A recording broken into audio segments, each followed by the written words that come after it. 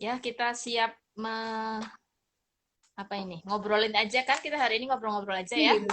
Iya, hari ini kita ingin ngobrol-ngobrol Bu, ya.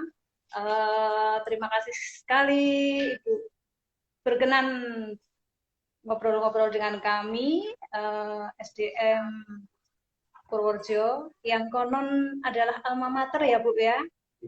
Ya, alhamdulillah. Angkatan berapa ya Seluruh Bu? itu tadi lulusnya 84 ya, kalau masuknya berarti tahun berapa? 84. Iya. Oke. SDM bangga sekali punya alumni seperti Ibu, Pak Fahmi, dan lain sebagainya.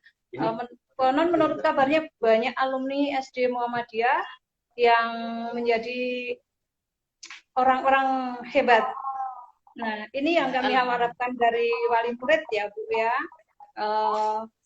Yang dari alumni ini bisa memberikan apa ya, pencerahan pada wali murid bahwa SDM itu memang sekolah yang luar biasa.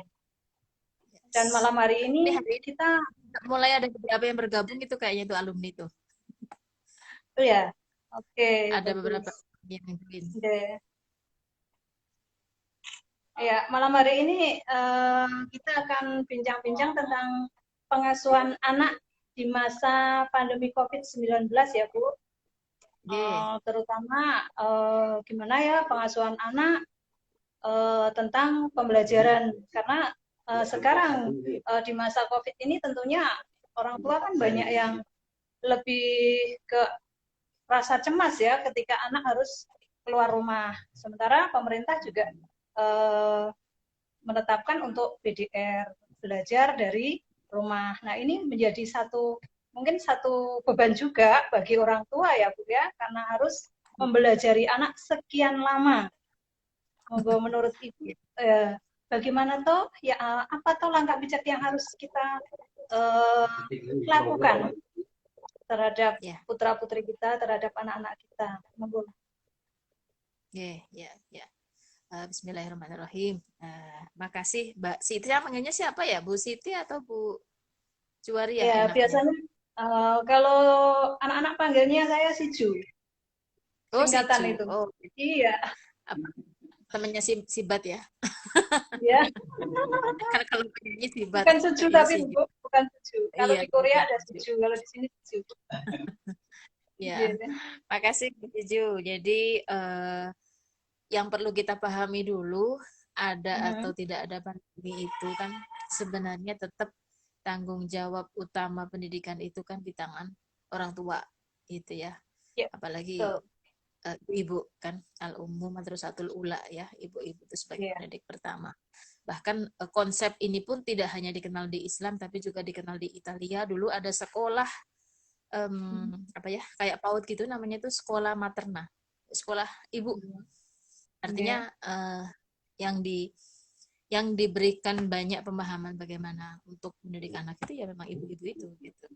Nah, ini mungkin yang perlu kita dudukkan dulu soal ini ya. Artinya sebetulnya ada atau tidak ada pandemi memang tetap tanggung jawab itu pada orang tua gitu.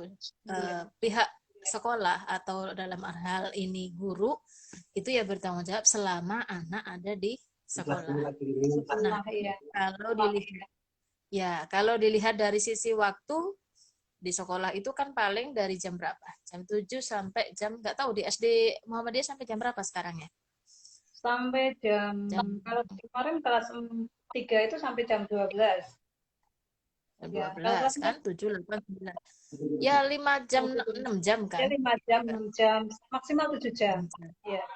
Maksimal 7 jam. Sehari 24 jam. Artinya tidak sampai tidak sampai sepertiganya bersama guru gitu. 2/3 lebih banyak gitu sama orang tua. Meskipun dalam kenyataannya juga nggak bersama orang tua juga gitu. Selama itu gitu. Mungkin ditinggal-tinggal kemana-mana. Tetapi artinya secara tanggung jawab lebih ke sana. Nah, memang kalau dikaitkan dengan kondisi pandemi, ya kalau orang tua mengatakan tidak siap, semuanya tidak siap. Guru pun tidak siap. Apalagi anak-anak lebih tidak siap gitu ya. Bosen banget kan lah anak, apalagi anak-anak SD yang masih pengen lari sana lari Bermain, sini main ini, iya, bertemu teman-teman. main sama teman, kehilangan sekali kesempatan itu gitu. Jadi ya kalau mau dikembalikan kepada ininya asasi pendidikan itu ya sudah, jadi pendidikan berbasis rumah aja yang bisa kita lakukan. Nah, kuncinya di mana? Kuncinya ya komunikasi antara orang tua yang sehat, yang sinergis. Nah, itu di situ akan ketemu gitu. Di mana Ini ininya, Bu, di mana titik yang gimana? kadang menjadi ini ya, apa ya? Ya bukan semacam beban tapi satu apa ya? Satu permasalahan mungkin. Anak kan sudah BDR itu sejak bulan Maret, awal Maret ya, Ya. 16 Maret itu mulai off dari sekolah, kemudian anak belajar dari rumah. Nah, sampai sekarang tahun pelajaran baru mulai kemarin tanggal 13, anak tetap belajar dari rumah. Nah, bagaimana ya selaku orang tua itu kita mengatasi kejenuhan anak yang sudah sampai puncak. Benar-benar anak itu jenuh. Iya. Iya, kebayang Anak sih. SD kan usia anak bermain, mereka kehilangan kesempatan bertemu teman-teman, kehilangan kesempatan bermain, ketemu bapak ibu guru. Nah, itu kan sesuatu yang membuat mereka merasa banget. Jadi ketika di rumah kadang anak juga sedikit sensi ya untuk misalnya untuk diarahkan untuk belajar pun kadang ya merasa ogah-ogahan dan sebagainya. Nah, bagaimana kita sebagai orang tua itu bisa menghandle anak untuk tetap keep spirit? Ya, ketika dalam masa seperti ini, kita anggap aja ini masa luar biasa ya, karena bukan hanya Indonesia kan yang mengalami, tapi juga seluruh dunia. Kita tidak bisa lagi terlalu terpaku pada konten kurikulum yang ada, itu yang utama. Jadi guru jangan terlalu merasa bersalah juga ketika, aduh kok jadi banyak banget yang belum belum disampaikan ke anak-anak, belum ditugaskan gitu kan, anak-anak banyak banget tugasnya gitu ya. Jadi yang lebih utama kalau karena SD Muhammadiyah ini kan SD Islam gitu ya, kita memahamkan dulu ini bahwa di dalam Islam namanya hifdzun nas atau menjaga keselamatan nyawa itu kan yang prioritas dulu gitu ya, menjaga keselamatan nyawa prioritas. Nah, yang perintilan-perintilannya ini termasuk kebijakan BDR segala macam itu kan efek dari upaya menjaga keselamatan nyawa itu. Nah, ya saya menganggapnya ini kondisi darurat lah. Pasti tidak sempurna, tetapi kita cari celah-celah di mana anak itu merasa nyaman. Dan kondisi nyaman itu akhirnya ya itu tidak terlalu dibebani dengan hal-hal yang sifatnya skolastik gitu ya. Belajar di rumah bukan berarti blekin tugas makbruk gitu ya sampai bapak ibunya gitu ya. Jadi kita harus mencari celah-celah yang sifatnya justru tugas-tugas yang kalau bisa yang ya mungkin tadinya kalau di sekolah itu ada berapa mata pelajaran tuh, kadang 5, kadang ini cukup 2, bahkan cukup 1 sehari gitu ya, itu sudah bagus gitu ya, karena kita tidak bicara konten tapi kita bicara pada kompetensi aja kan. Sebetulnya kan beberapa konten itu kan berulang, bisa kita ringkas gitu ya. Kalau kompetensinya sudah dicapai nggak masalah gitu. Dan ketika bersama orang tua di rumah ya memang paling enak itu adalah pembelajarannya sifatnya alami, jadi bukan pembelajaran dalam arti belajar ilmunya gitu ya, tetapi lebih kepada life skill gitu ya, karakter, masak bareng, berkebun bareng, pasar, apa yang lah ya, itu lebih nyaman. Yang tadinya nggak pernah sempat ngurus halaman depan jadi sempat bercocok tanam kan, ibu-ibu banyak tuh sekarang yang nanam kangkung jadi pada nanam kangkung. Nah, yang gitu-gitu anak-anak lagi lincah-lincahnya itu Pak lebih enak untuk diajak, termasuk berbisnis gitu ya, kan peluang-peluang bisnis juga kebuka nih kondisinya sekarang, terima masakan matengan gitu ya, itu ternyata mereka sebetulnya ketika diajak akhirnya tertarik gitu. Nah, mungkin tinggal bagaimana caranya supaya tidak terlalu merasa dibebani gitu. Intinya kita selaku orang tua selalu melibatkan anak dalam kegiatan di rumah. Paling tidak anak kan belajar skill ya, misalnya bertanam, memasak, membersihkan rumah dan lain sebagainya. Ya, benar Ibu. Kemudian kesempatan ini Bu. Kalau saya melihatnya itu sekarang ini malah kesempatan mencari atau belajar skill-skill yang selama ini nggak sempet nggak sempet kita pelajari karena sibuk dengan tugas-tugas sekolah gitu ya. Iya. Jadi misalnya apa kursus fotografi atau apa kan utak-utik kan cari di YouTube banyak ya tutorial-tutorial seperti itu, kita coba-coba sendiri aja. Tutorial Iya. masak aja banyak kan. Yang seperti itulah. Jadi yang fun, mengurangi stres tapi aktif gitu. Intinya untuk mengurangi kejenuhan anak, kita orang tua berusaha sekreatif mungkin ya untuk membuat Ya. anak menjadi lebih enjoy di rumah. Kemudian Ibu, Ya. hubungannya dengan ini, kadang kalau di sekolah itu anak-anak berkompetisi ya belajarnya itu biasanya meraih nilai yang tertinggi. Tapi ketika di rumah kan muncul sifat manja dan males. Nah, bagaimana ya menghandle anak untuk menghilangkan rasa itu?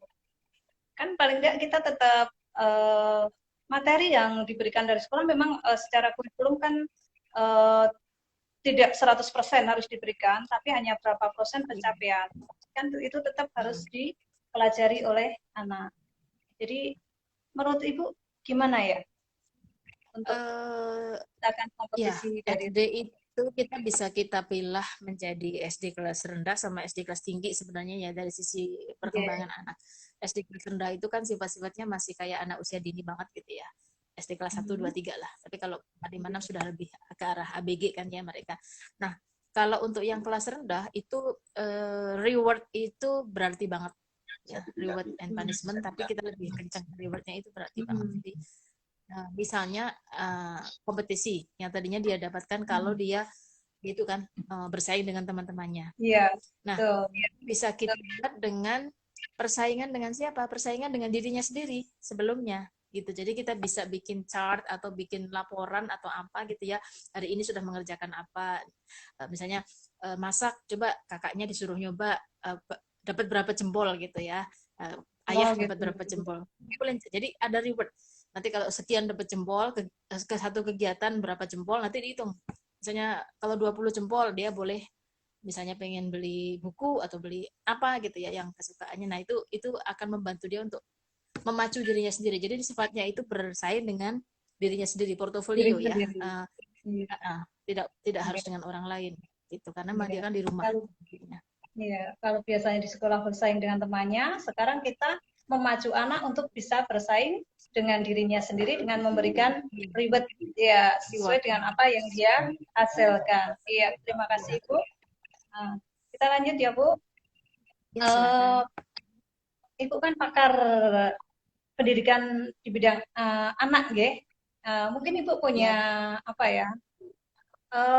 Game-game edukatif lah yang bisa memacu semangat belajar anak. Selain itu tadi pemberian reward itu kan juga sudah berfungsi untuk memacu anak untuk berkompetisi. Mungkin kan ada lagi untuk apa ya game-game edukatif untuk apa ya anak semangat untuk belajar. Ya, itu sudah dijawab sama Bu Siju. Salah satunya dengan game ya. Jadi memang kita mesti apa ya salah satu resiko jadi orang tua sekarang meskipun kita ini kan zaman kolonial ya saya bilang, tapi karena anak-anak kita ini generasi milenial cenderung Z ya kan, kalau yang masih kecil banget kan malah Z, malah sebentar lagi ada generasi alpha ya. Kita memang harus mulai ngulik kebiasaan-kebiasaan mereka gitu ya. YouTube itu isinya apa aja, anak-anak itu kan jauh lebih hafal tuh yang seperti itu gitu ya.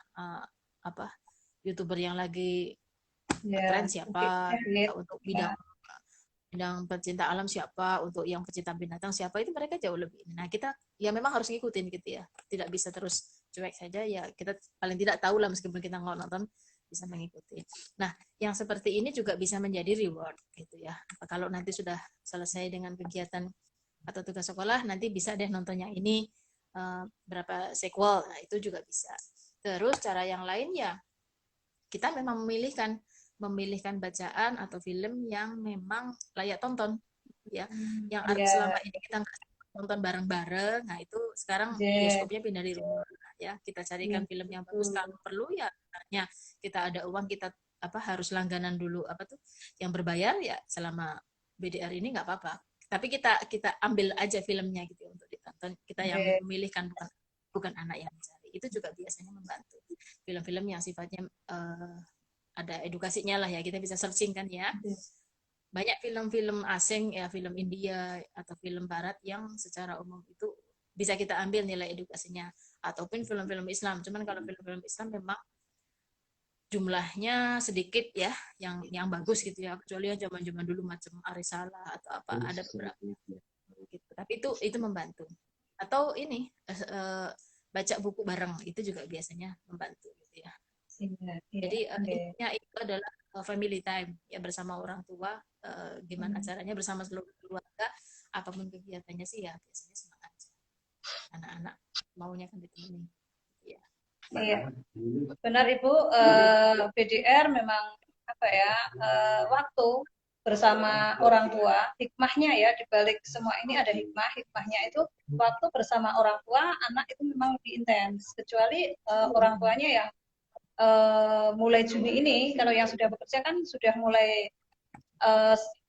kerja terus, jadi ada beberapa permasalahan yang sekarang muncul ketika anak ditinggal kedua orang tuanya belajar dan harus di rumah sendiri. Itulah Bu. Bagaimana ya kita nanti mengendalinya? Karena paling kita bisa memantaunya juga hanya lewat HP. Betul. Sementara anak mengikuti pembelajaran luring, tapi semi daring. Kadang ada daringnya, tapi lebih banyak ke luringnya dengan penugasan dari sekolah itu. Bagaimana kita menyikapinya? Jadi, kalau untuk anak SD kita menghitungnya begini, guru yang di sekolah itu anggap sebagai guru pertama. Guru pertama ya, guru pertama dalam arti secara formal. Selama BDR memang diharapkan guru keduanya itu orang tua. Tapi sebetulnya guru kedua itu tidak harus orang tua. Selama ada orang dewasa atau orang yang lebih berkompeten dibanding si anak, itu sebetulnya bisa jadi shadow teacher gitu ya. Jadi guru bayangan ya. Itu yang ya istilahnya ngawasi lah ya. Jadi ngawasi kegiatan anak, cuma ngecek bantu ngecek gitu. Dan shadow teacher ini cukup membantu pelaksanaan selama orang tua tidak ada. Misalnya siapa? Misalnya kakak gitu ya, atau ada siapa tantenya gitu ya. Itu bisa dilibatkan kalau punya kakak. Nah, kalau anak sulung bagaimana? Ya kalau anak sulung ya berarti memang ini kan komunikasi ya, komunikasi antara guru dan orang tua. Mungkin untuk anak ini dia tidak bisa mengerjakan tugas-tugasnya siang hari, ya mungkin nanti minta waktu khusus untuk malam hari gitu, seperti itu. Tetapi pemahaman kalau prinsip saya selama BDR itu ya sudah, kita tidak terlalu memaksakan harus sesuai target pembelajaran gitu. Karena bagaimanapun yang kita utamakan adalah kenyamanan dulu gitu. Kalau anaknya udah nyerah ya sudah besok saja lagi gitu. Kita yang komunikasikan ke guru. Jadi jangan sampai malah kitanya ikut ayo cepetan gitu ya, bikin anaknya udah bosen di rumah, stres gitu ya. Jadi kita yang anaknya udah ngantuk Pak, udah nggak bisa diajak belajar lagi, besok aja deh saya menyerahkannya. Toh tidak akan ada penalti apa-apa sebetulnya gitu kan. Guru memberikan berbagai macam kegiatan di rumah itu kan dengan harapan supaya juga anak juga ada kegiatan daripada bingung aja gitu kan. Artinya jangan orang tuanya akhirnya ikut sepaneng gitu gara-gara anaknya tuh, ya anak kan ada masa-masa on off-nya ya sudah, kita nggak bisa paksa. Apalagi kalau udah capek banget apa ngantuk, ya sudah biarkan saja, kita itu ikuti irama anaknya aja. Memang kenyataannya di lapangan anak belajar di rumah itu kan mood-moodan ya, kadang moodnya bagus, kadang juga hilang mood. Jadi secara persentase juga pembelajaran di rumah kan juga kita sebagai orang tua itu harus mengutamakan kesehatan dan anak itu bisa senang, jadi imunnya itu tetap terjaga. Di samping kita memberikan nutrisi ya untuk anak agar di masa pandemi ini tetap sehat. Jadi mungkin kan banyak orang tua yang terbebaninya ketika ada tugas dan merasa ini harus selesai. Nah, sementara si anak karena kondisinya nggak mood, bertolak belakang, akhirnya ada kontra antara orang tua dan si anak. Nah, ini bagaimana menurut Ibu? Ya, berantem. Iya, itu kasihan gitu kalau jadi seperti itu. Kalau sebenarnya ini kita sudah asal satu pemahaman ya, guru pun saya yakin juga tidak akan mengharuskan harus gitu ya, dia juga tahu kondisi kondisi tiap anak seperti itu di rumah. Dan yang penting juga orang tua tuh merasa jangan merasa ini kan harusnya tugasnya gurunya, kenapa jadi saya yang repot gitu ya. Kalau sudah seperti itu sebenarnya nggak nyaman juga gitu. Jadi kita kita memposisikan semua ini kan dalam kondisi darurat ya. Tidak mungkin juga anak berangkat ke sekolah ya, dan berarti kita istilahnya pendidikan itu dikembalikan kepada orang tua, ya sudah bismillah kita jalani saja sebisanya gitu ya. Tapi ya itu tadi, tidak usah memaksakan diri untuk selalu pokoknya rapi jali semua tugas beres gitu ya. Kalau perlu kan kadang-kadang gini ya, misalnya ada WhatsApp group yang saya amati sih ya, kadang-kadang orang tua itu juga bersaing, oh anakku udah selesai dong, jadi yang lainnya ikut panas gitu. Jadi bukan bukan persaingan anaknya, tapi malah orang tuanya yang yang panik, bersaing. panik kalau lihat anak lainnya Kalau udah pada lihat setor tugas, dia jadi ikut panik. Nah, yang Oke. seperti itu tidak usah ya. Jadi yang penting yang kita lihat adalah gimana anak itu merasa nyaman, karena toh kita tidak tahu ini mau sampai kapan. Gitu. Itu yang perlu kita jaga dulu, jangan sampai stres gara-gara kebebanan dengan bermacam-macam tugas dari sekolah, belum dengan omelan orang tuanya, tambah pusing gitu ya. Gitu. Saya sendiri punya ini anak yang masih naik kelas 6 nih, Bu Siju. Laki-laki, dia kritik banget. Saya jujur tidak bisa menahan dia untuk ada di rumah terus, karena anaknya kinestetik banget. Itu ngebolang lah ke lumpur-lumpur, kemana gitu ya, ke sawah. Akhirnya saya kasih waktu dia untuk, ya sudah sana kalau main ke kebun, atau kalau mau ketemu teman, pokoknya jaga jarak. Terus memang selalu saya tanya sih, pulang dari main itu, tadi ketemu siapa, terus jaga jaraknya gimana, kata dia, ya kalau dia ada di itu deket pohon, aku naik gitu aja, pokoknya ada 2 meteran lah gitu. Dia berusaha jaga itu ya, jadi pokoknya nggak deket-deket banget sama, tapi ketemu teman ngobrol gitu, cuman nggak sampai deketan seperti biasa. Atau naik sepeda, ya sudah menjaga jarak, sama-sama naik sepeda kemana. Itu akhirnya saya memutuskan seperti itu, karena ya saya berpikir itu salah satu daya tahan dia untuk tetap mau tinggal di rumah gitu kan. Kalau tidak boleh sama sekali keluar kan tambah bete banget gitu ya, namanya anak laki-laki ya. Ya berlakuan seperti itu, termasuk protokoler, kalau pulang harus langsung mandi, langsung ganti baju semuanya, belum pegang siapa-siapa, harus rapih semuanya, baru boleh peluk-pelukan gitu. Iya. Perlu kita Terus ini Ibu, untuk menyikapi sekarang ya, sekarang kan kita ada pada new normal, new habit gitu. Tapi kebanyakan masyarakat itu, termasuk juga orang tua itu hanya menafsirkan kata normal. Jadi kadang ininya hilang. Tidak lagi new normal, tapi hanya normal. Oh sudah normal, sudah bebas, sudah merdeka, sudah nggak ada masalah apa-apa gitu.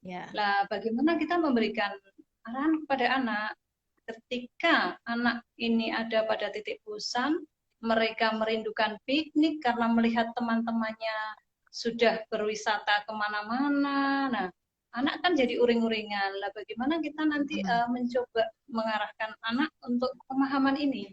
Karena di lingkungan, ternyata lingkungan itu kalau kita ke pasar saja, sekarang sudah jarang ditemukan orang-orang memakai masker.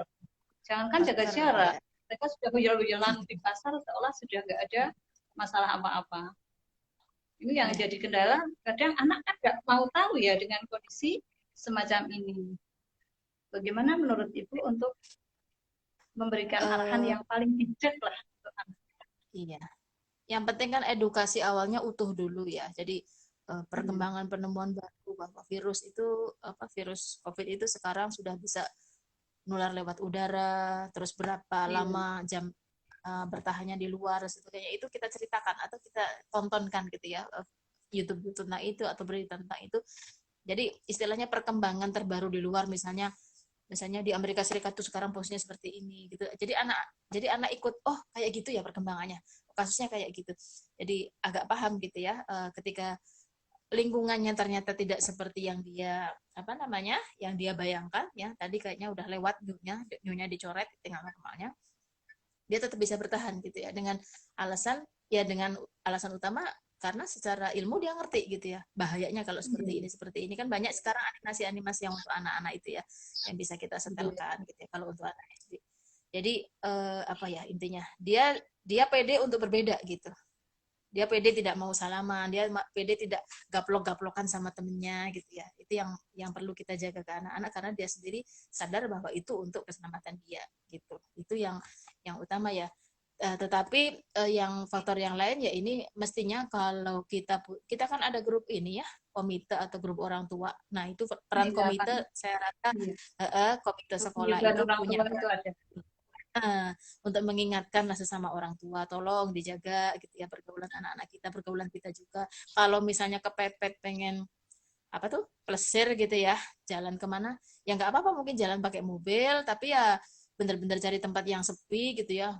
Mungkin di sana tuh mana tuh apa kali apa Banyuasin ke atas itu kan sepi atau di mana pokoknya nyari tempat yang Sekali sepi gesing aja, Bu. keluar sepi. Kenapa? Ke kali gesing aja tempat saya, ngadem. Oh iya, nyari durian ya Mbak.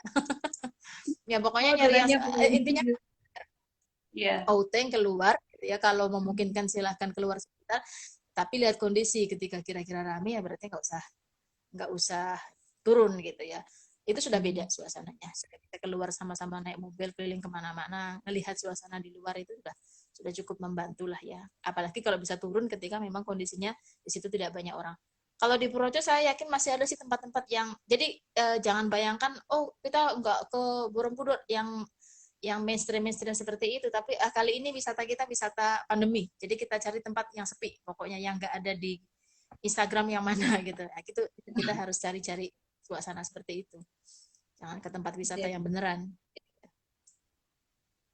ya mungkin seperti itu ya caranya supaya nggak bete-bete banget di rumah Oke. oke Nah,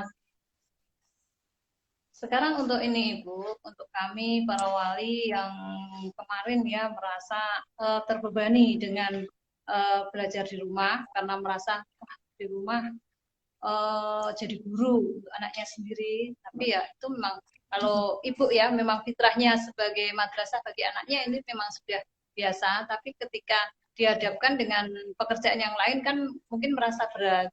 Tapi tadi sudah ya diungkapkan ya di depan sama Ibu, intinya di masa pandemi ini kan kita belajar, tapi yang utama adalah menjaga kondisi anak untuk tetap sehat dan senang gitu ya Bu ya simpulannya. Okay. senang dulu senang sehat udah itu pegangannya kalau beban Iya. pelajaran jangan lalu dirisaukan ya masa gurunya nggak maklum nanti gurunya juga maklum kok kurang-kurang dikit nggak apa-apa Tapi tetap saya anu ya Bu ya. kekhawatirannya justru di orang tua biasanya Ya. orang tuanya yang stres kalau anaknya nggak selesai udah panik duluan gitu Nah, biasanya itu yang seperti perlu kita anu ya Bu ya. Karena biasanya yang stres justru orang tuanya bukan anaknya. Anaknya slow aja tapi orang tuanya gregetan gitu ya Bu ya. Ini yang ya berarti yang perlu dibenahi ya selain anak tetap juga orang tuanya berarti ya Bu ya. Untuk menghilangkan rasa ini rasa stresnya ketika anak belum menyelesaikan tugasnya. Berarti kan kita lebih cenderung untuk mengikuti arus anak, mencari anak untuk apa ya, menemukan mood yang paling tepat untuk menyelesaikan tugas. Oh, tugasnya juga iya pasti tidak sebanyak ketika belajar di sekolah. Yang jelas, ya kalau saya ini ya, saya amati ketika anak banyak di rumah itu justru apa ya, tingkat kedekatan dengan orang tua kan juga bertambah. Kemudian hmm.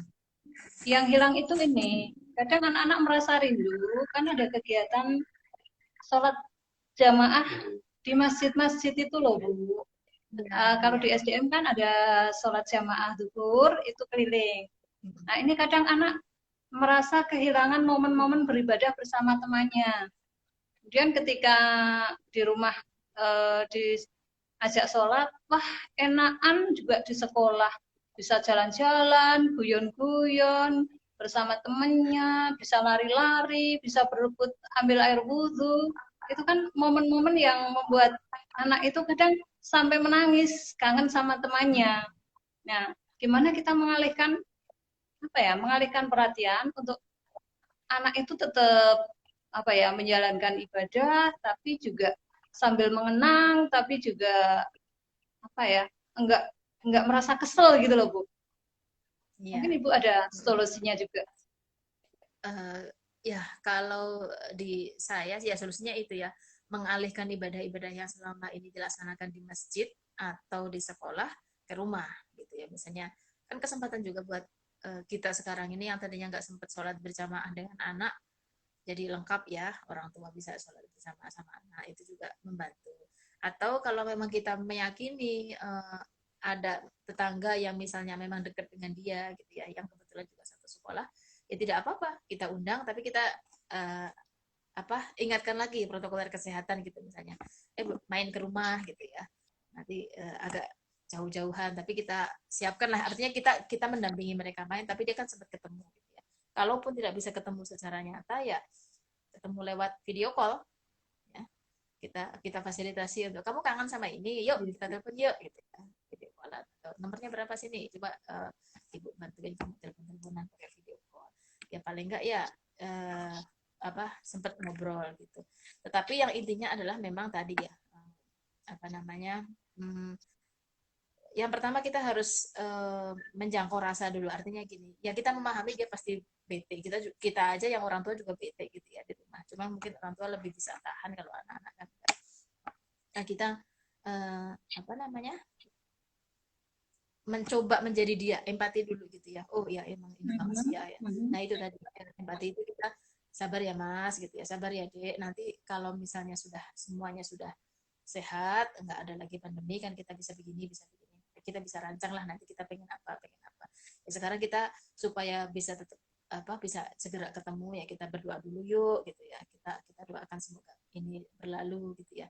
Kalau kangen sama itu ya sementara paling telepon, atau boleh mama panggil ke sini, boleh ibu panggil ke sini, tapi ibu temenin ya gitu ya, ntar bikin kue bareng atau gimana kan kita bisa atur ya cara. Jadi kita mencoba empati dengan perasaan dia. Nah dalam kondisi seperti ini kan nggak mungkin kita bicarain tugas sekolah tuh gitu ya, tambah bete. Jadi ya cuma empati itu yang bisa kita lakukan sambil berupaya yang sedekat mungkin dengan mirip-mirip kegiatan yang dia kangen di sekolah, tetapi bisa kita alihkan ke rumah atau sekitar rumah aja gitu.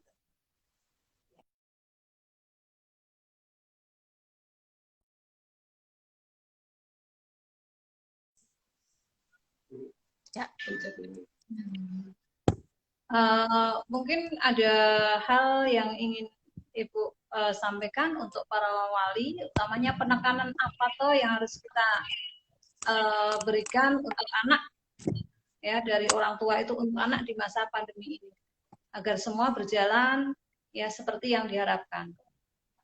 Ya, saya kan punya murid itu kan guru juga gitu ya, mahasiswa saya itu kan guru gitu ya. Saya pernah iseng nanya ke mereka gitu, Bu guru ini kalau di sekolah suka marah sama anak enggak gitu ya. Enggak loh Bu gitu ya. Kan mengajar masa marah-marah. Kalau misalnya ada yang enggak dikerjakan tugasnya, ya enggak lah, itu kan murid kita. Tapi kalau di rumah punya anak yang umur segitu enggak mengerjakan tugas, marah enggak? Ya kadang marah sih gitu kan, mereka kan ngaku gitu. Terus saya tanya, kenapa kok bisa berbeda perlakuannya dengan anak murid enggak keluar marahnya, tapi kalau dengan anak sendiri kenapa jadi keluar marah gitu ya. Itu kan pemahaman kenapa. Ya itu kan anak sendiri Bu, ya nggak apa-apa lah kita marahin, kalau yang di sekolah kan anak orang lain. Terus saya balikkan begini, yakin itu anak sendiri. Kita tuh sebetulnya nggak punya siapa, nggak punya apa-apa loh. Itu semuanya punya Allah gitu. Nanti kalaupun ada kenapa-kenapa kan kita mesti bertanggung jawabkan sama Allah. Itu dulu yang kita pahamkan gitu ya, supaya kita nggak merasa kita memiliki akhirnya kita boleh semena-mena gitu ya, mentang-mentang anak sendiri, bahwa apapun yang kita lakukan sebetulnya kan tetap ada pertanggungjawabannya itu. Jadi intinya menjadi orang tua itu kan memang tugas yang melekat ketika kita sudah menyatakan diri untuk mau berkeluarga gitu ya. Selama anak itu masih ada di dalam jangkauan kita, selama dia masih hidup, itu masih menjadi kewajiban kita ya. Dan anak sendiri itu kan aset ya, waladun solihun yatmulah, itu kan aset yang tidak bisa dinilai dengan uang sebanyak apapun gitu ya. Soleh yang mendoakan kedua orang tua. Ada doa yang saya rasa anak-anak SD kita juga hafal banget gitu ya. Robbi firli wali walidayya warhamhuma kama rabbayani shaghira gitu kan. Nah, mereka sering mendoakan itu dan kita sebagai orang tua selama ini senang ya, alhamdulillah kita doakan. Tetapi sebetulnya doa itu juga mengandung konsekuensi. Kalau kita teliti ya dengan apa namanya, dengan redaksi doa itu kan di sana apa, ya Allah ampunilah aku, wali walidayya dan kedua orang tuaku, warhamhuma dan sayangilah mereka keduanya, kama rabbayani shaghira, sebagaimana mereka selama ini sering diartikan sebagaimana mereka menyayangiku di waktu kecil kan gitu ya. Iya. Nah, sebetulnya kata rabbayani itu kan tidak menyayangi, tapi lebih pas mendidik, tarbiyah. Nah, kalau kita memahami itu, mendidik itu dengan menyayangi jauh. Menyayangi itu bagian kecil dari mendidik kan. Nah, artinya doa itu sebetulnya doa bersyarat kan, warhamhuma kama ada kamaknya gitu ya, dan sayangilah mereka berdua sebagaimana mereka warhamhuma mendidikku di waktu kecil. Jadi tergantung kualitas pendidikan yang kita berikan kepada anak-anak. Kita layak disayangi sebagai orang tua atau tidak itu tergantung dari kualitas yang kita berikan gitu. Kalau kita tidak dianggap tidak layak oleh Allah, ya belum tentu kita akan disayangi oleh Allah kan gitu. Jadi doa itu sebetulnya nggak otomatis, doa yang bersyarat yang perlu kita jadikan introspeksi gitu ya. Itu yang perlu kita jadikan pegangan. Dan kalau pakai filosofi, saya sering pakai filosofi ini, mendidik anak itu seperti kita membawa sekarung emas, memanggul sekarung emas di pundak. Ya. Iya, kita panggul kemana-mana berat, nggak kayak nyapu ngepel kan, atau cuci piring gitu ya, piring setumpuk kotor semua bekas bule misalnya, kita cuci, celing, udah beres rapi gitu ya. Lantai kotor kita nyapu ngepel. Anak-anak kan nggak begitu, mendidik anak itu kan lama gitu ya, dan kadang baru selesai bicara udah kejadian lagi gitu ya, ada lagi apa. Nah itu artinya apa, emas yang kita gendong berharga banget, nggak mungkin kita taruh sembarangan, diambil orang lah gitu ya. Tetapi meskipun berat, harus kita gendong terus kemana-mana, kita bawa ke bongkok-bongkok, sampai sakit pun kita harus kita gendong. Kapan bisa kita buka? Nanti kalau kita sudah meninggal ya. Karung emas itu baru bisa kita buka, ya itu tadi melalui doa dari anak-anak yang soleh itu gitu. Jadi tidak ada selesainya, karena kalau kita lihat ini, karena kita kontennya kan SD Muhammadiyah, saya orang tuanya kan Islam semua ya. Kalau kita lihat di surat Al-Ahqaf itu kan sudah jelas di sananya, sampai umur 40 tahun, hatta idza balagha ashuddahu arba'ina sanah. Jadi doanya seorang anak sampai umur 40 tahun itu konsisten apa enggak? Tetap enggak, dia di sana dikatakan Robbi auzi'ni an ashkura ni'mataka allati an'amta 'alayya wa 'ala walidayya gitu kan. Untukku dan untuk kedua orang tuaku. Itu kan yang 40 tahun itu adalah hasil, sebetulnya hasil dari selama ini pendidikan ke anak seperti apa. Nah, test case-nya kata Allah itu pada umur 40 tahun. Yang kemudian kalau di luar jadi apa? Life begin at 40 gitu ya. Kehidupan itu bermula dari 40 tahun. Itu di Quran juga ada gitu ya. Patokan ning urip itu usia 40 tahun kalau orang Jawa. Kalau orang Jawa mengatakan patokan ning urip itu umur 40. Iya. Itu juga ditegaskan sebetulnya oleh Imam Syafi'i dan sebagainya ya, bahwa usia 40 itu usia bayang-bayang akhirat gitu ya. Seperti apa kebiasaan seseorang di usia senjanya itu dimulai ketika umur 40 itu seperti apa. Misalnya gini, ada orang yang sulit banget untuk sholat 5 waktu pada usia 40-an sekian gitu. Itu akan sulit dia untuk memulai lagi gitu. Tapi kalau sudah rutin ya, pas usia 40 itu sudah rutin ya, insya Allah ujungnya itu dia nggak bolong gitulah. Itu jadi semacam gambaran dari ujung usia.